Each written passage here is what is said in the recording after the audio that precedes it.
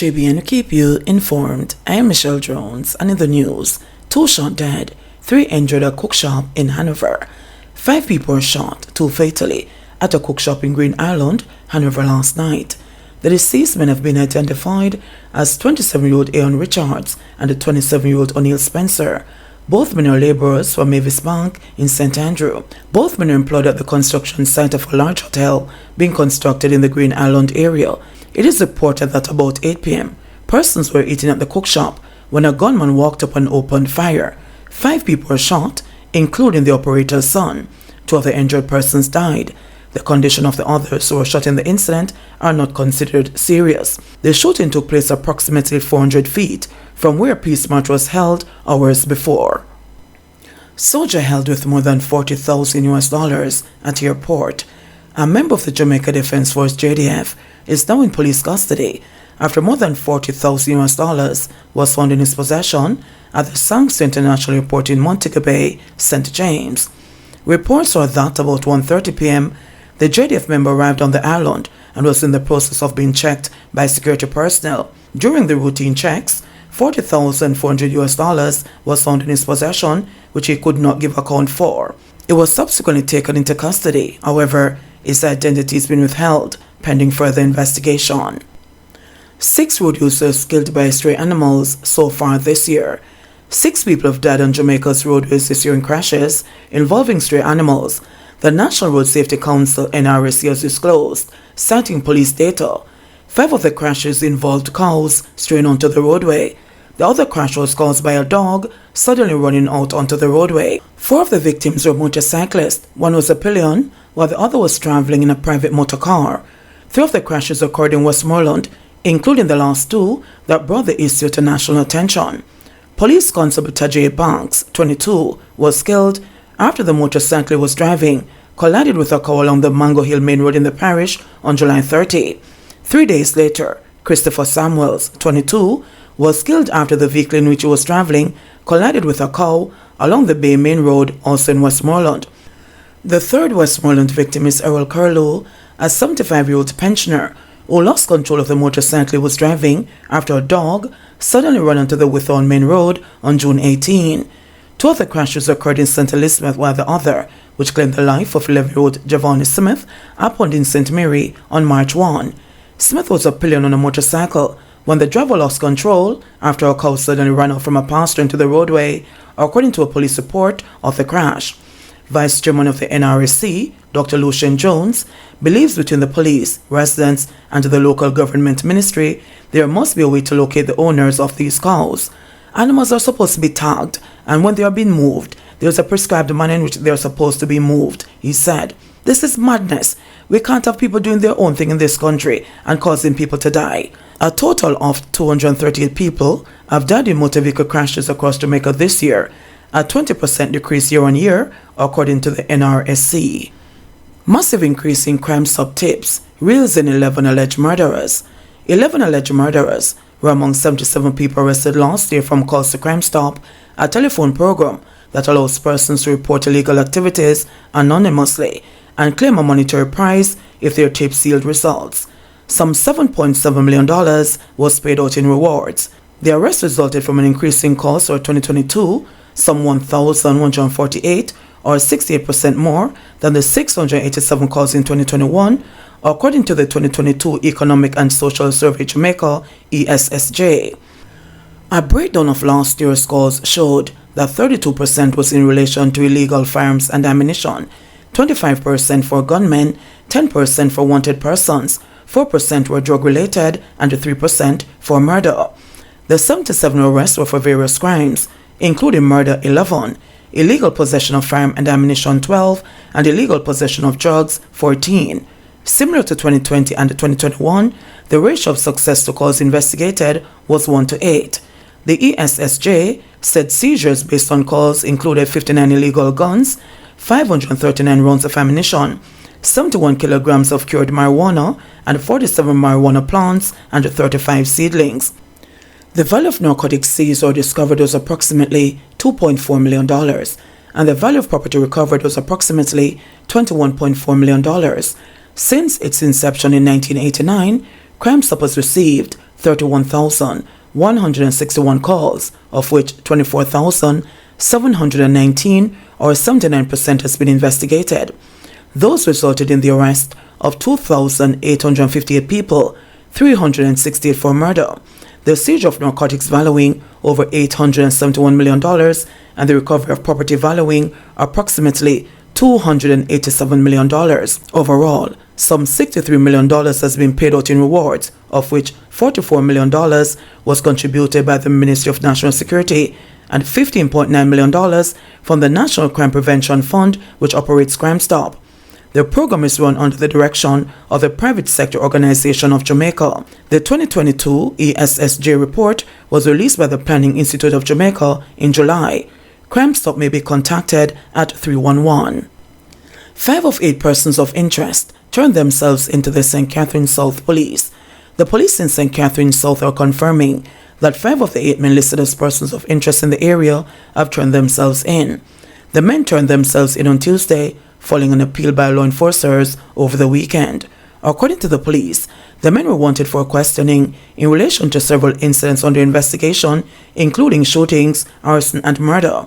The men now in custody are Philip Scott, otherwise called Philip or Trooper, Giovanni Newell, otherwise called Gio, and a man known as Chad, all from the Gregory Park area, Ryan Muir, otherwise called Titiman, and a man known as Boy Boy from the Gully area are also in custody. In the meantime, the police are appealing for the other men listed as persons of interest to turn themselves in.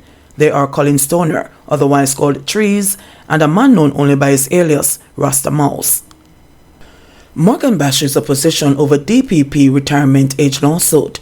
The government is accusing the opposition of carrying out a personal vendetta against the Director of Public Prosecutions, DPP Paul Llewellyn, following yesterday's filing of a lawsuit in the Supreme Court. The opposition People's National Party PNP filed a constitutional claim against recent legislation that extended the tenure of Llewellyn.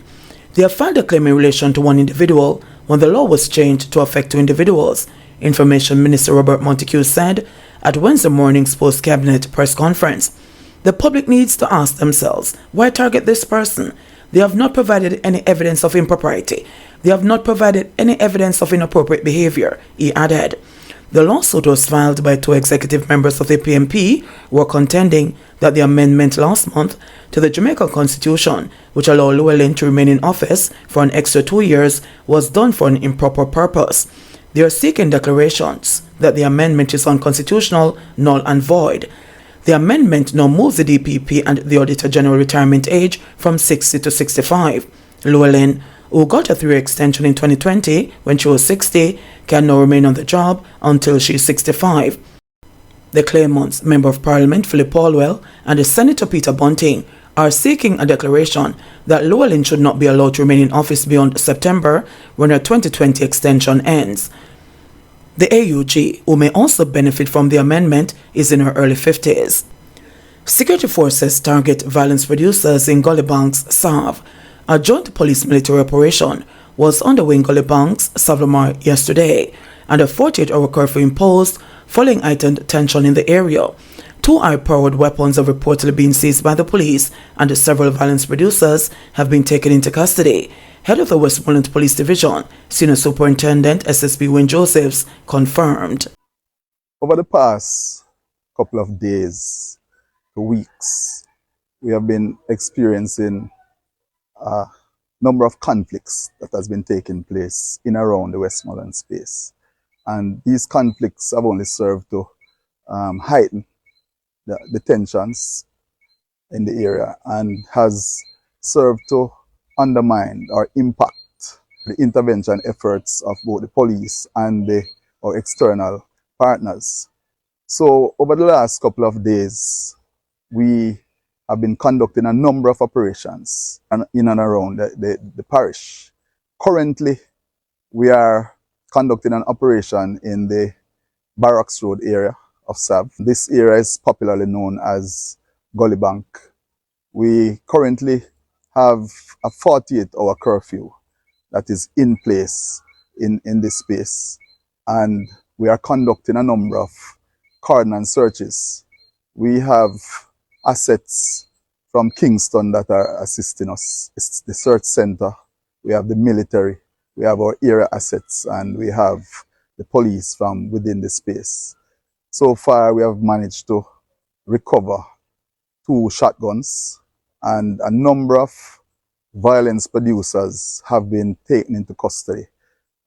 Persons who are currently under investigations, and they are currently in custody being processed. Now, over the next couple of days to weeks, you will see a number of these operations taking place across the parish, because we intend to continue these operations until we can de-escalate the tensions that are taking place, so that we can resume, when we bring back the place to normalcy, so that we can resume our intervention efforts. I just want it to be known that we will be holding this space right through tonight into tomorrow, and if needs be, we'll go further. And I want anybody who is out there, who is in the space, that has any information, know where there's a gun hidden, or any person who the police might have interest in, to just pass on the information while we are still on the ground, because the gun that you might refuse to tell us about might just be turned on you or some of your family or someone that you know tomorrow. So seize the opportunity while you have the military, the police within the space, and pass on the information so that we can do a thorough search throughout the space and try to make it safer for you and your family. The persons who are in these conflicts are persons who have been known to each other over the years. Some of them have even been friends, and you find that they have conflicts over sometimes some silly issues, and people end up being killed. And when somebody is killed, you know, there's gonna be somebody to be killed. So we have reprisals and we have counter reprisals, and these conflicts continue. Another thing that has been happening is that in the latter part of last year, mid to latter part of last year, we had a majority of the main violence producers were in custody. And over the last couple of months, months, a number of them have received bail, and they have come back out on the street, and they have all taken up where they left off. And so we have been working assiduously to you know, get them back in custody, and to ensure that we can make the space safe again for the decent, law-abiding citizens that are within the parish. JBN, we keep you informed. Please remember to subscribe, like, share, leave us a comment, and click the notification bell to receive our daily news items.